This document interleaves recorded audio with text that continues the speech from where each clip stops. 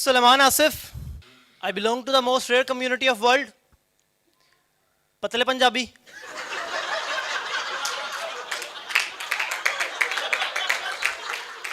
We are the second smallest minority in Pakistan. After PSP supporters.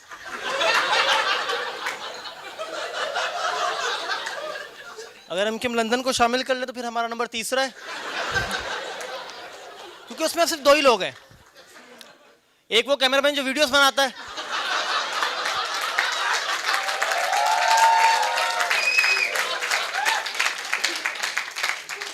और दूसरे अल्ताफ भाई खुद।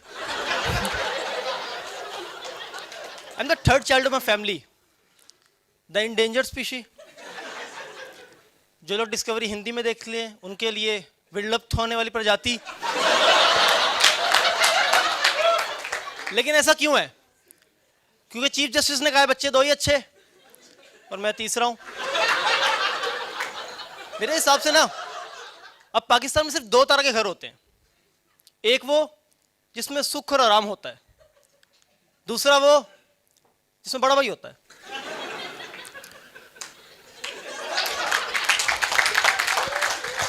यार मुझसे बड़े ना मेरे दो बड़े भाई हैं, और पहले जमानों में ना, मैं हिस्ट्री का स्टूडेंट हूं, तो लोग कहते थे कि लोगों के घरों में गुलाम हुआ करते थे, जो घर का सारा काम करते थे, उन्हें सैलरी भी नहीं मिलती थी। फिर इंसान ने तरक्की की, ह्यूमन राइट्स आए, अब लोगों के घरों में गुलाम नहीं होते, छोटा भाई होता है। मैं फंडामेंटली पंजाब से हूं, इंटीरियर पंजाब से, और वहां बहुत सी रिवायत है। वहां एक रिवायत है, लोग कहते हैं कि गुब्बारा फूटते आवाज आती है फट, धमाका होता है आवाज आती है ढज, लेकिन जब इंसान की किस्मत फूटती है तो आवाज आती है कबूल है, कबूल है, कबूल है। वहां एक और रिवायत है कि आपकी जब शादी होती है तो आप शादी की पहली रात ही अपनी बेगम को पहली बार देखते हो। भैया की शादी हुई, भैया अपनी बेगम के पास गए शादी की पहली रात को पहली बार देखने। उन्होंने बिस्मिल्लाह पढ़ के घूंघट उठाया, अस्तगफिरुल्लाह पढ़ के वापस रखती है।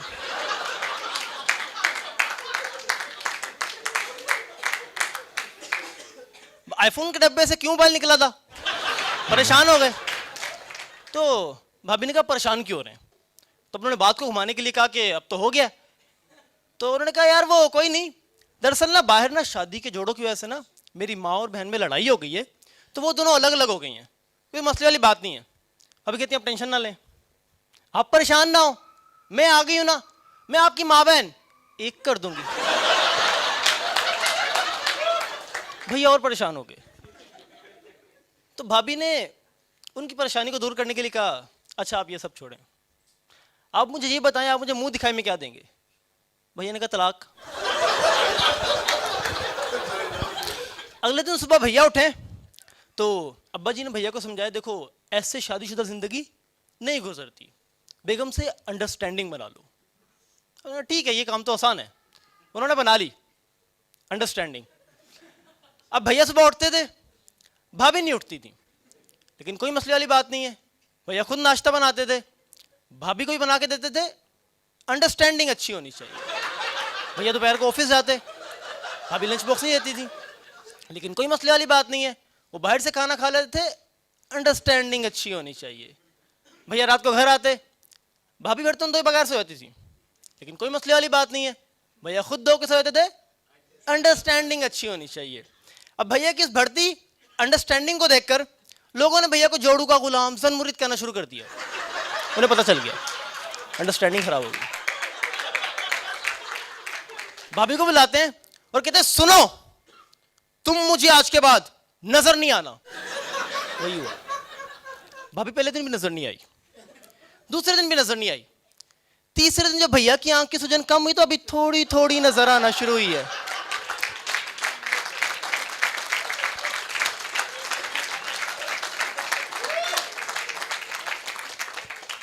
पंजाब में एक और रिवायत है कि आपकी अमूमन शादी जो है ना वो छोटी उम्र की लड़की से होती है। मेरे दूसरे भाई की शादी हुई छोटी उम्र की लड़की से। वो शादी की पहली रात को कमरे में गए, अभी अंदर से आवाज लगाती सुनिए, वो पास जाते हैं, फिर से कहती सुनिए, वो और पास जाते हैं, फिर से कहती सुनिए, वो और पास जाते हैं, कहते स्लैंची आया तो मुझे लोगों ने बताया कि कराची में अच्छी उर्दू में बात करनी चाहिए। मैंने कहा ठीक है, मैंने अच्छी उर्दू में बातचीत करना शुरू कर दी। अब मैं कराची आया, मैं दोस्त से मिला, मैंने कहा जनाबे आफ्ताब,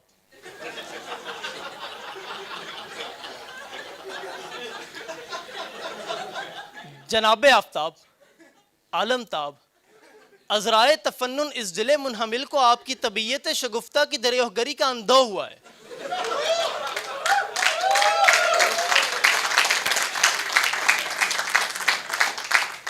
वो कहता नहीं यार, शगुफ्ता ऐसी लड़की नहीं है।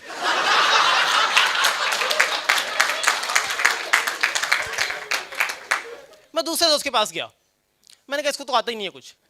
मैंने दोस्त के पास गया, मैंने कहा यार आपकी तबीयत शाइस्ता कैसी है? वो कहता तबीयत तो ठीक है लेकिन शाइस्ता रामन है। मुझे गुस्सा आ गया, मैंने कहा परागंदा ना शकीबा, इदराक की अमाकत ज़दा जमहूर परवर तदफीर ज़ादे, तुम्हारा रेख्ता ज़बूहाली के तहत सलाम में जागुज़ी हो चुका है। उसने मेरा गला पकड़ लिया, कहता सुलेमान तुम्हारा मेरा गालियों वाला मजाक नहीं है। मतलब अच्छी उर्दू में बात करने के बड़े मसाइल हैं, क्योंकि अगर हम अच्छी उर्दू में बात करना शुरू कर दें तो मसले हो जाते हैं, क्योंकि अच्छी उर्दू में जो अल्फाज होते हैं वो हमारे नाम होते हैं। मसलन नाम होता है सबा यानी हवा, तो अगर सब अच्छी उर्दू में बात करना शुरू कर दें तो दो लड़के मोटरसाइकिल पर जाते हुए कह रहे होंगे यार देखना टायर में सबा ठीक है, आगे पंक्चर की दुकान पर जाकर कह रहे होंगे भजन टायर में थोड़ी सबा डालना। जिस तरह का कराची का मौसम है आजकल, लोग क्या कहते यार सबा कितनी ठंडी है ना।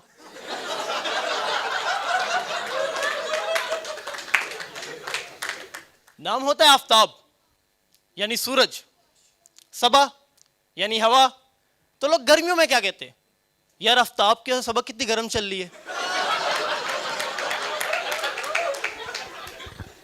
नाम होता है निदा यानी आवाज, तो लोग रिक्शे पर क्या कहते थे, रिक्शे वाले को रोकने के लिए लोग क्या कह रहे होते यार वो रिक्शे वाले को निदा देना।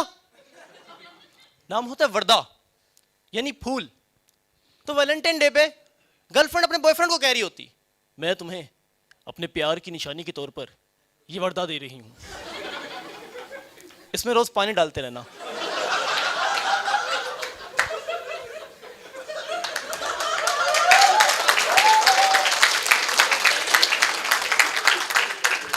नाम होता है उरूज यानी बुलंदी, ऊंचाई को कहते हैं। लोग क्या क्या कह रहे होते, अपने दोस्त के पास जाते, वो छत पे होता घर की, अब उसको नीचे से फोन करते यार कहाँ हो, मैं अभी उरूज पर हूं,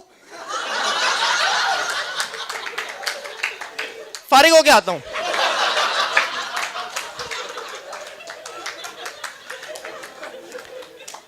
तो ये सब सुनने के बाद मैंने कहा यार वापस पंजाब चला जाता हूं। तो मैं जहाज में बैठा पंजाब जाने लगा। तो पंजाब में पीएच में कितने लोगों जिन्होंने सफर किया है, कोई है? देख लो ये गरीब है। तो मैं पीएच में पंजाब जा रहा था, तो पीएच में एक होती है एयर होस्टेस, वो थोड़ी सी बूढ़ी होती है,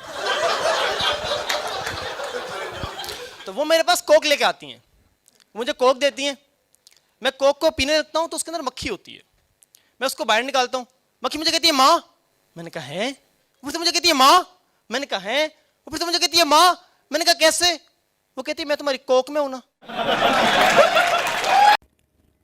मोहतरम जनाबे आफ्ताब, आलम ताब, सब्सक्राइब जरूर कीजिएगा।